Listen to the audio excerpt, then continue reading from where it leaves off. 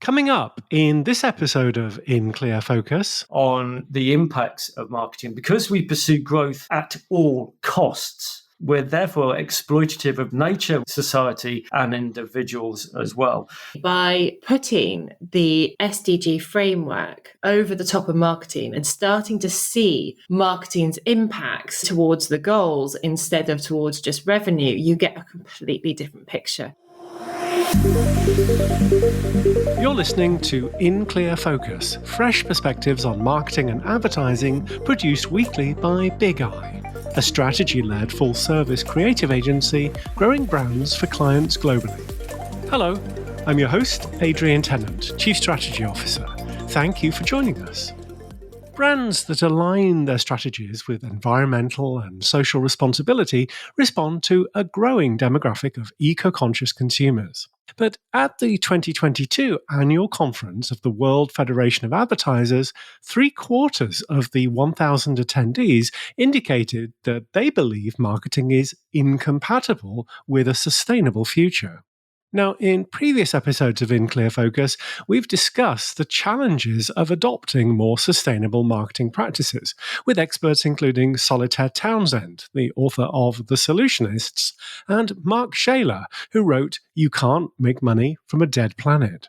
This month's Big Eye Book Club selection is Sustainable Marketing, the Industry's Role in a Sustainable Future, by Paul Randle and Alexis Eyre. Working at the intersection of marketing and sustainability, the authors explore how brands can contribute to a more sustainable future without compromising their growth or market presence. Paul Randle is the CEO of Pickle Consulting and has worked with global clients including Microsoft and Philips, pushing the boundaries of traditional marketing to embrace sustainability.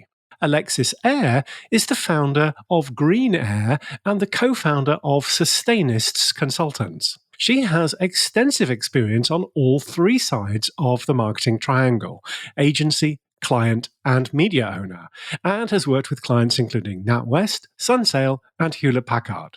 Together, Paul and Alexis offer a unique perspective on how marketing professionals can adopt sustainable practices. To discuss some of the ideas in their new book, I'm delighted that both Alexis and Paul are joining us from neighbouring counties in the UK. Paul is joining us from Berkshire and Alexis from my old neck of the woods, Hampshire. Paul and Alexis, welcome to In Clear Focus. Hi, thanks for having us. Thank you very much. Well, Alexis, how did you and Paul first meet each other?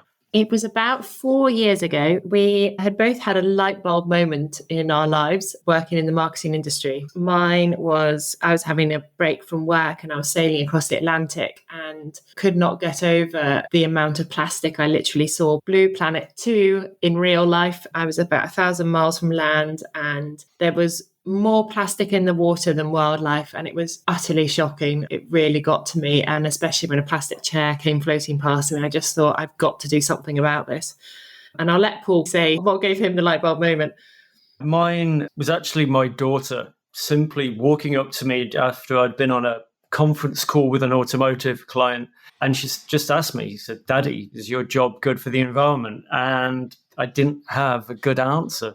So that was both how we sort of had our light bulb moments, which meant that we ended up through different channels on a business sustainability management course by the Cambridge Institute of Sustainability Leadership, which is a huge tongue twister in its own right, but then an arm of Cambridge University. And they ran this amazing course and we ended up on that. And we were the sort of two marketers that whenever we had to admit to people what we did, people were like, "Oh, goodness, you're part of the problem." And we just felt like we were wandering through the course with devil horns coming out of our heads. And we actually both probably had the same reaction coming out of it, is that we just felt we had to leave our jobs. Despite the fact that we've got half a century's worth of experience in the marketing industry, we're just like, we can't keep going on in this industry. It's causing too many of the issues. And actually, it was one of the professors off the course who turned around to us when we spoke to them, who actually said to us, "You've got to carry on, but you've got to find the solutions to ensure that the marketing industry becomes part of the solution, not part of the problem." And that became basically our North Star. And we met on one of many calls that you do on the course, and we went away with that. And that's really how we started our whole journey. What prompted you to write Sustainable Marketing together?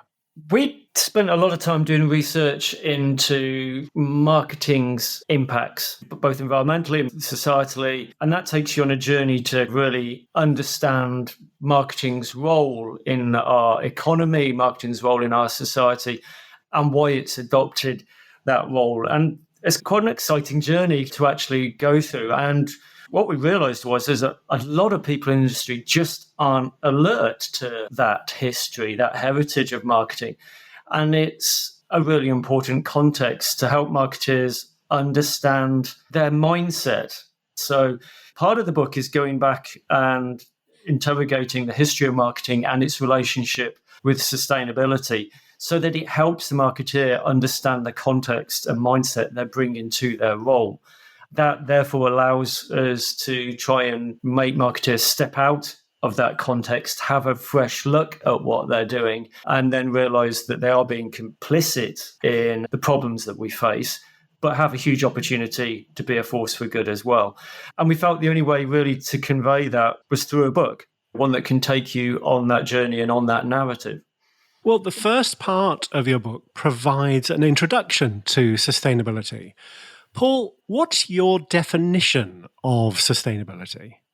Well, we always go back to the definition that was laid down by the Brundtland Commission back in 1987, which, I'll quote it, is sustainability is meeting the needs of the present without compromising the ability of future generations to meet their own needs. And, that works both for humans and for nature as well. And we didn't see any need to rewrite that. It's one that informs everything that's done through the UN and IPCC, et cetera, et cetera. So there was no reason for us to try and change that. In the book, you mention 3 models that prime the reader for their sustainability journey. Can you briefly describe them? Yes, absolutely. So these 3 models are huge in the sustainability world, and yet it's extraordinary how they just don't appear in the marketing world at all, considering they are the biggest instigators in where we need to go in terms of the sustainability transition at the moment. The first one is the United Nations Sustainable Development Goals, which were set up in 2015 by all the countries in the world coming together and basically defining what are our 17 biggest challenges that we have that we need to overcome if we want to give a fair and just transition or sort of life to everything on Earth, not just humans, but to plants, to animals, to our oceans. And yes, as I said, they are the 17 goals, and some people fondly refer to them as the world's to-do list, which actually I quite like. It makes them much more personable. The second big framework came up by an economist called Kate Raworth. And she wrote this paper, I think it was around 10 years ago, called The Safe and Just Space for Humanity. And she basically said our current economic system, solely focused on GDP, doesn't work because we're operating like we are on a planet that's driving infinite growth, where we only have a planet that has finite resources. And this is why we are seeing so many issues today. So she came up with this new operating model, effectively, that basically says if we sit comfortably between the environmental ceiling, which is we can't go beyond certain limits of which the environment can take. So the amount of carbon dioxide you can have in the air, the amount of ocean acidification that can work. And then you've got to have social foundations at the bottom. So you end up with this donut effect where you sit in the donut. So you can't go too much into the environmental area and you can't go too little down into the social issues like poverty, like hunger. If we can find a way that we can sit in this comfortable space where we're not causing damage, but we're thriving as a community, then that is a much better way of thinking of how to run an economy properly. So basically, if the UN SDGs are the humankind's to-do list, the donut economics model that Kate Raworth came up with is a potential operating model that we need to adopt to deliver them. Then the final framework is called Rewiring the Economy, which is by the Cambridge Institute of Sustainability Leadership, which helps us understand the subsequent ramifications for businesses, governments, and financial institutions. And it's a 10-point plan that really tells the world or the economy, how do we actually create this kind of economy that means we don't overstep into the ceilings or into the foundations of the donut. The second part of your book examines marketing's role. Paul, how has marketing contributed to our environmental challenges? That's a brilliant, very large question there, Adrian. I'll break it down into two sections. What's the role of marketing, that traditional role of marketing, and how has that played out in contributing to the challenges that we face? If you go back to the era when the 4Ps were first envisaged by Jerome McCarthy, it was a really interesting time in the early 1960s where kind of our new economic model that we live and breathe today largely was being laid down. And the economists at the time said that we'll drive well-being in society through the concept of purchase and allowing us as citizens to buy goods that made our lives better. And that kind of thought, that model had two assumptions in it, which were that you had a rational human with perfect knowledge. Now, any marketeers will be listening to that going, well, that sounds a little bit daft because I'm not rational and I don't know anybody with perfect knowledge. But the marketeers of the time and of today can kind of say, yeah, but we can help with that. We're very good at understanding emotion and irrationality, and we're very good at solving problems of awareness and knowledge. So we actually made that economic model work. Without it, that economic model that was being laid down wouldn't have taken off and become the foundation of Western society today. We've made it possible to actually motivate people to buy things. We made it possible for people to know about those things. So we're part and parcel of that new economic model. But as Alexis has just said, with things such as donut economics, that's actually beginning to change. Those economic models are gradually beginning to change. Yet, marketing isn't. It's still working to that remit that was laid down in 1962 by Jerome McCarthy in marketing management and the introduction of the 4Ps. So we're carrying on with that role, that we will delight customers by allowing them to buy things that satisfy their needs, and we motivate to buy them, and we make them aware of the products to be available. And critically, we do that in the sole pursuit of profit and growth. And we have become the engine of growth for the economy and the engine of growth in society. Now, that causes us problems when we actually think about where we've got sort of 60 years later on. And to come back to the second part of the question on the impacts of marketing, because we pursue growth at all costs, we're therefore exploitative of nature, we're also exploitative of society and individuals as well. So we break down those impacts into three broad areas.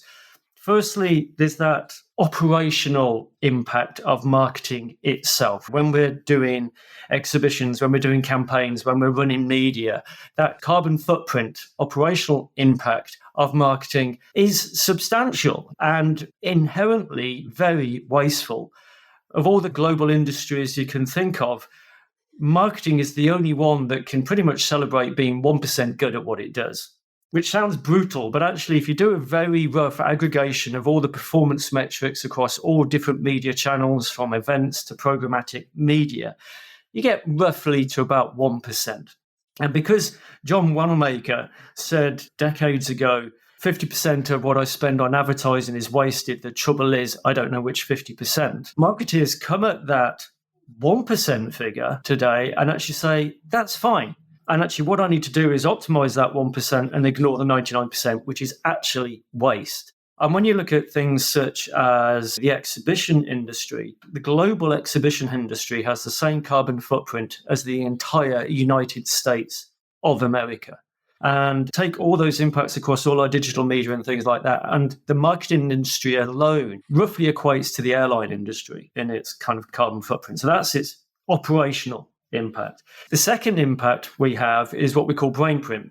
So brainprint was a phrase first used by the World Wildlife Fund back in the early 1990s and talks about that collective impact of everybody in the global north receiving between 4,000 to 10,000 media impressions a day. 70% of which are using the concept of inadequacy marketing, basically telling you you're not good enough unless you buy this product. So that collective impact of all those ads, all those messages, 24/7 has an emotive impact. It's telling us we're not good enough unless we buy things. At the same time, it's also embedded kind of aspirational lifestyles in society that have become cultural norms. A great example of that is how we express love now. If I want to express love to somebody, I have to go and buy a rock and put it on somebody's finger. That's entirely a marketing construct. And those aspirational lifestyles that we leverage in marketing and deploy in marketing are wholly unsustainable and set expectations that I should be able to live this way. And then you come to the final impact of marketing, which is actually where you take the idea that I do an ad, I use an attribution model that actually says that ad sold that product, and then I look at the carbon footprint of that product. It's a methodology called advertised emissions that was created by the purpose disruptors. You take that and apply it at a kind of country level across the industry. And in the UK alone, it highlights that advertising contributes to 32% of the carbon footprint of each and every individual in the UK. So marketing impacts are vast. They cover wastage, they cover emotive societal damage, and they cover environmental damage as well. Alexis, you introduce readers to the UN SDG framework. How do you think it can help marketers? Traditionally, our sort of targets have always been measured against revenue. You think of ROI, how many clicks, it's all revenue focused. There are very few metrics that marketers work to outside of the revenue focus. And actually, by putting the SDG framework over the top of marketing and starting to see marketing's impacts towards the goals instead of towards just revenue, you get a completely different picture. There are a lot of negative aspects that come out of it, and you really start to understand where marketing is really hindering the progress towards the goals around life on land, life below water. Responsible consumption and production is probably the biggest one. It probably has the most negative impact, but also towards climate change as well. It also shows the positive impacts as well. Gender equality, we've moved on hugely in terms of marketing. There's still a long way to go, but it has really helped work towards that. So I think that's the reason it was such an interesting framework to bring into marketing's world, is because it offers that completely different lens on how to view the industry. Let's take a short break. We'll be right back after this message. Each month, in partnership with our friends at Kogan Page, the Big Eye Book Club features books by industry thought leaders. Our featured book for February is Sustainable Marketing, the Industry's Role in a Sustainable Future, by Paul Randle and Alexis Eyre. The book provides a comprehensive guide to transitioning to more sustainable marketing practices while avoiding the pitfalls of greenwashing. The authors explain key concepts using their unique framework and provide actionable insights based on real-world case studies. You can save 25% on a print or electronic version of this month's featured book using the exclusive promo code BIGEYE25. This code is valid for all Kogan Page titles, including pre-orders and their free paperback and ebook bundle offer. Shipping is always free to the US and UK when you order directly from Kogan Page, and it supports the authors as well. So to order your copy of Sustainable Marketing, go to koganpage.com. Welcome back. I'm talking with Paul Randle and Alexis Eyre, the authors of this month's Big Eye Book Club selection, Sustainable Marketing. Towards the conclusion of the book's second part, you present old versus new roles for marketing. Paul, what do you identify as the three missions for marketing? The three missions help inform what we perceive as the new role for marketing. As I've said, the old role is about growth and that commercial focus and priority. The new role we envisage for marketing is about marketing existing to make the most optimal contribution possible to the long-term well-being of people and planet, which means it can't just think about growth. So we have three missions: environmental, societal, and commercial. We're not walking away from commercial performance at all. It's part and parcel. It's mixed in with the other two.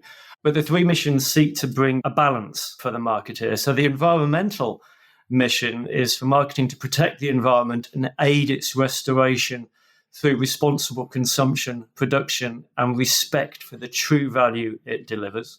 The societal mission for marketing is to help humans fulfill their potential in dignity, equality, and in a healthy world. And then the commercial mission is about partnering with the citizen and shaping behavior that supports new and emerging economic models, such as the donut economics one.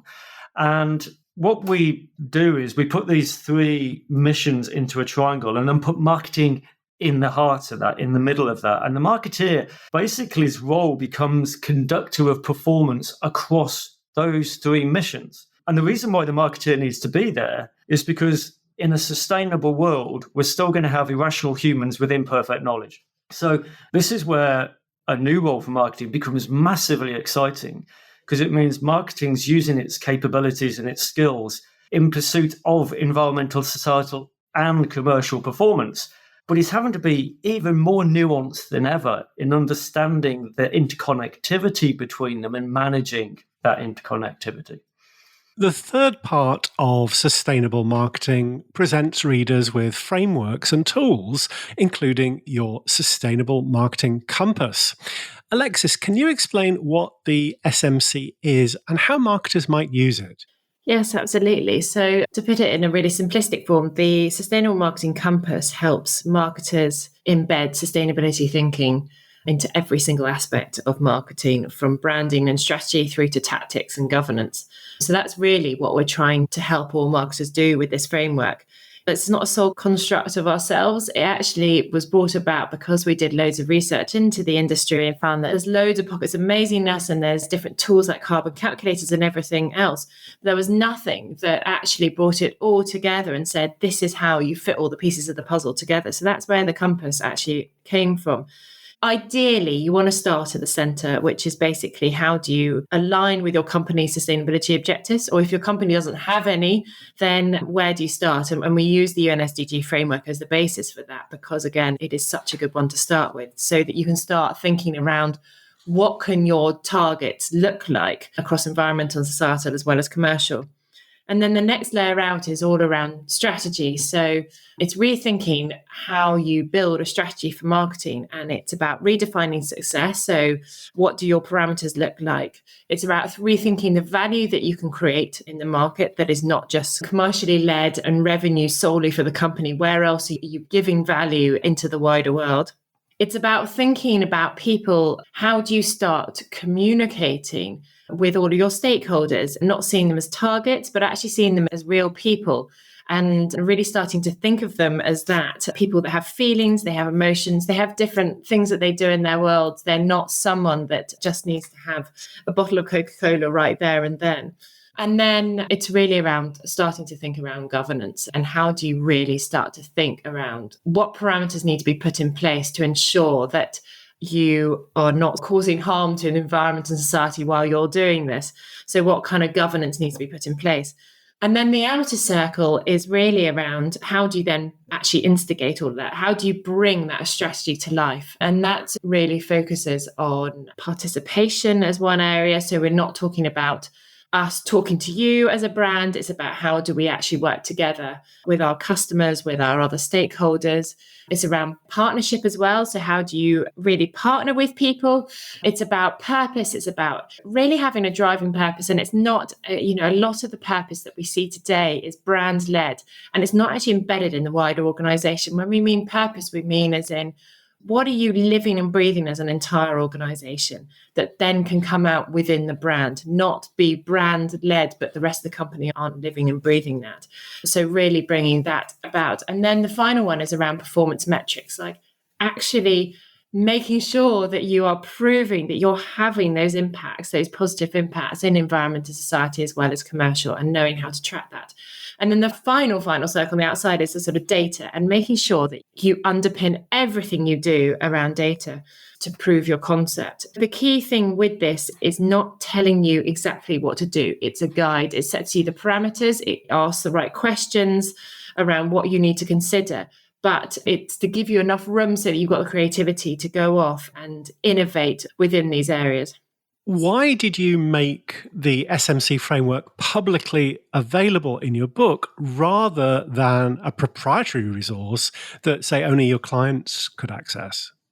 Alexis and I came out of our course with a shared mission to scale our impact as much as possible. We're also both huge fans of SDG 17, which is Partnership for the Goals. And that kind of SDG really underpins all the other SDGs. And it's about putting the right structures and partnerships and infrastructure in place to actually drive change and bring manifest change about. So we felt that if we just kept this to ourselves and could influence 2 or 3 companies through some consulting work, we weren't living those values. We weren't living to the SDG 17. So by putting it into an open source framework, it can scale beyond our individual remit. And it is doing that. We are seeing that happen. When we launched it, we had 750,000 people look at it within the first 24 hours.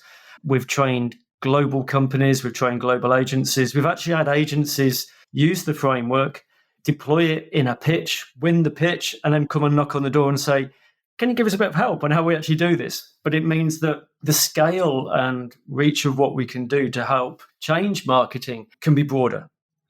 Well, your book certainly challenges many foundational marketing concepts, but it also emphasizes the role of strategy. How can the SMC framework help account planners and strategists think about marketing communications? Yeah, it's a good question. I think, firstly, we've got to get everyone thinking around this redefining success. If you're working in an agency and you've got a client, then how do you start asking the questions of the client to get them to push so that they have other parameters, other success rates that they need to hit? How can you start instigating environmental and societal targets within the campaigns that you're looking to build for them? That's a really good place to start getting them to think, because it will start to move the conversation away from just commercial only and where you can actually have a much greater impact. The second one, as I mentioned earlier, is really around thinking of individuals as individuals, not targets. It really does start to pivot that conversation, moving away from individual targets and really starting to move towards that sort of participation and partnership approach.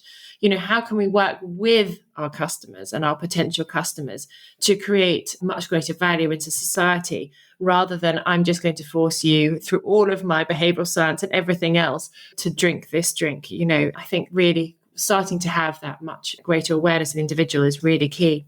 I think the third bit is actually thinking about your own role and the operational impact that you might be having in environment in society. So really starting to think, what kind of governance and efficiency measures can you put in place within your own role that means that you're starting to take ownership of your own operational impact for whatever you're designing, you're thinking about, what strategies you're building.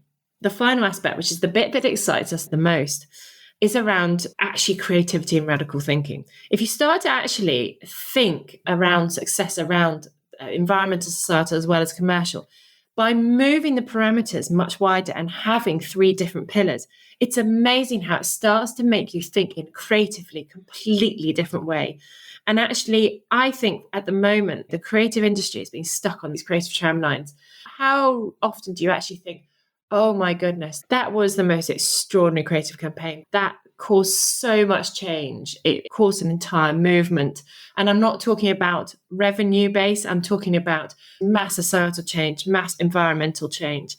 If we think of it like that, if we start to set these new parameters, this is going to just cause so much creativity and innovation that it's such an exciting time to be part of this industry if we start thinking along those lines. But that's what I really want strategists and account planning to start thinking, is how can we creatively think so different, so innovatively in this space?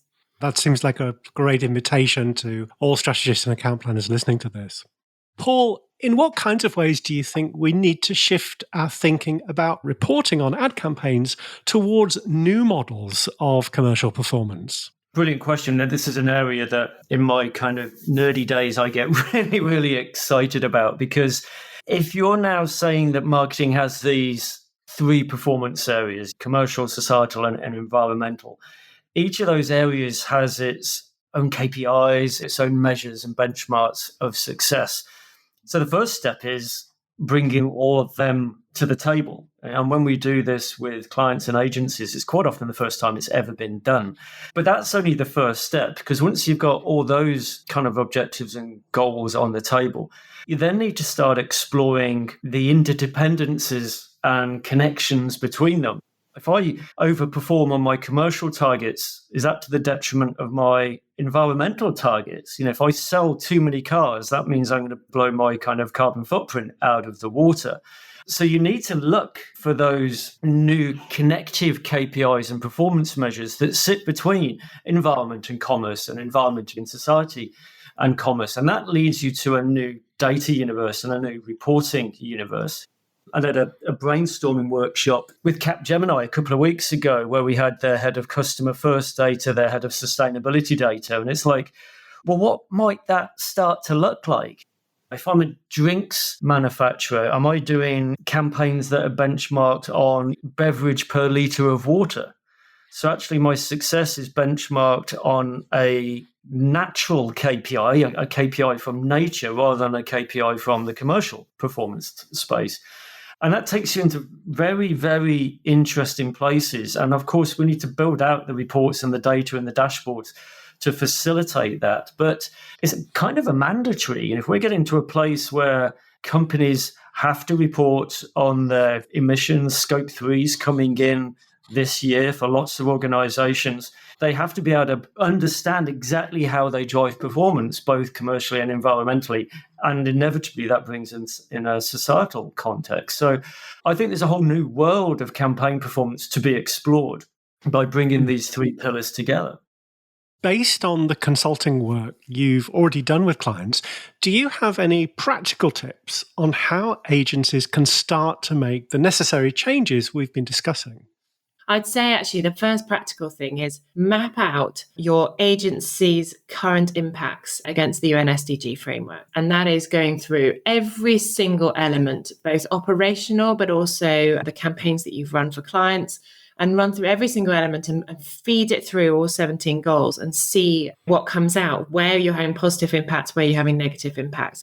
We actually divide it down into 11 areas that you need to look at, which include targeting, governance, etc. And then you map those 11 areas against the 17 goals. So there's no way that you can prioritize all of them at once. So then the next thing is actually looking around, where do you want to proactively make a difference? Where do you know that you're making an impact, but it's not so significant? So you want to keep on making a positive impact, but it's not so significant. And it's really mapping out those priority areas. Then the second big one is starting to think, once you've mapped out your priorities, is actually having those real proactive areas.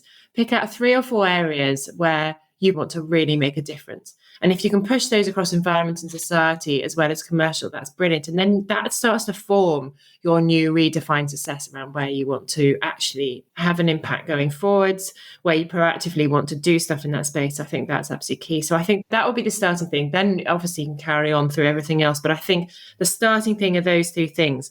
What are your impacts and where do you want to make your biggest difference going forward? The fourth part of your book focuses on building capabilities for sustainable marketing. Paul, what advice would you give to agencies or brands looking to develop these new kinds of thinking? There's 2 elements to that, really. One is seeking to identify what are the pillars of capability for sustainable marketing you need in your marketing function or in your agency. So, the ability to drive sustainable decision-making, for example. So you're not just thinking commercially, you're thinking across environment, societal and commercial targets. How do you embed that sort of thinking? How do you embed new processes in place, such as carbon budgets and methodologies like that? And, you can use a kind of capability lift approach to that, where you identify what's important to your organization. And then for each pillar of that capability, you say, what does the ideal future state look like? Benchmark that across all your stakeholders, then say very openly, where are we today? And where do we want to be tomorrow? Where do we want to be in 6 months? And put the work streams in. And that can help you start doing a kind of structural capability lift.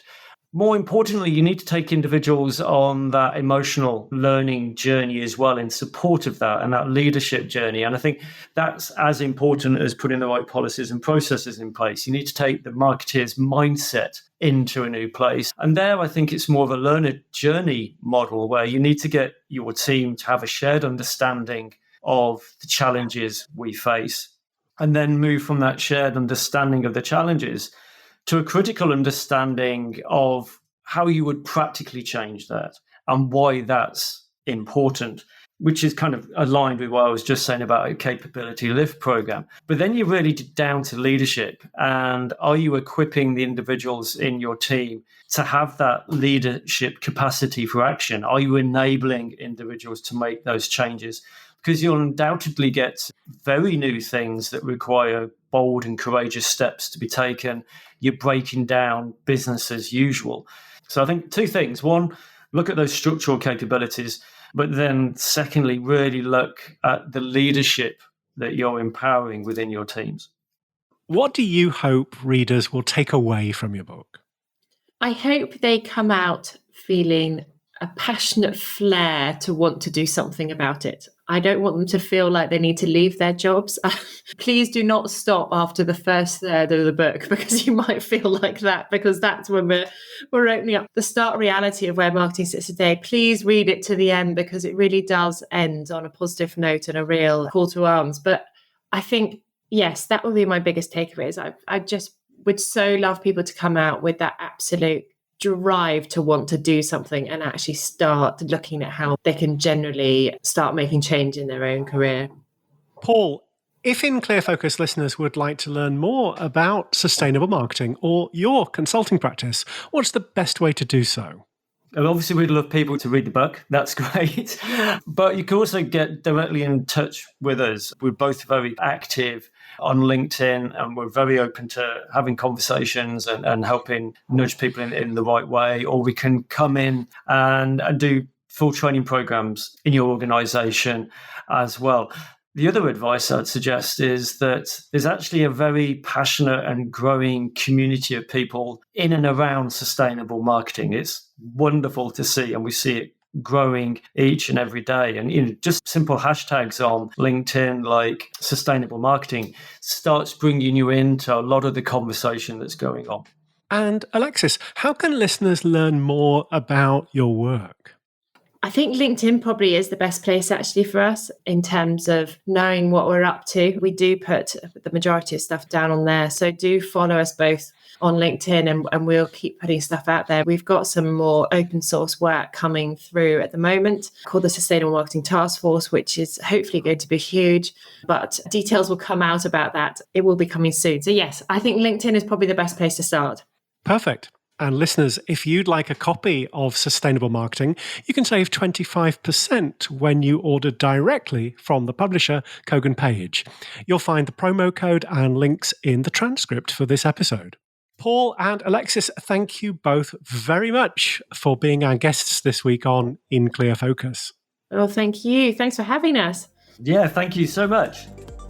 Thanks to our guests this week, Paul Randle and Alexis Eyre, the authors of this month's Big Eye Book Club selection, Sustainable Marketing.